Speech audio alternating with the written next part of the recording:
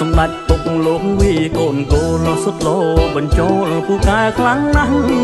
តិចនិចពិតជាត្រង់ច្បាស់ទឹកដៃជើងចាស់រហ័ងរហួនតិចនិចពិតជាត្រង់ច្បាស់ទឹកដៃជើងចាស់រហ័ងរហួនរាងកាយដងខ្លួនសង្ហាសំសួនកំឡាំងគុលលែងមកមួនតែងឈ្នះខ្លួនគ្រប់វិញ្ញាសាបន្ទាប់ពីកិច្ចការងារជាតិសម្ដេចពុកឆ្លៀតតែងតែហាត់ប្រាណលេងកីឡាជាការកំសាន្តនាពេលស្រាំងស្រានបានអារម្មណ៍ស្រស់ថ្លាលេងកីឡាជាការកំសាន្តនាពេលស្រាំងស្រានបានអារម្មណ៍ស្រស់ថ្លាពុកសែនសង្ហាពុកសែនសង្ហា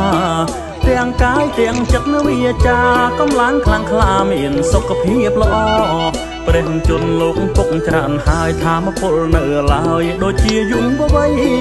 អង្គអាចប្រាជ្ញាវៀងវៃកម្រិតថ្វីដៃជាកីឡាករអង្គអាចប្រាជ្ញាវៀងវៃកម្រិតថ្វីដៃជាកីឡាករសូមព្រះអិនប្រទានពរទេវតាបាច់កាសាទរសម្ដេចពុកមានសុខភាពល្អ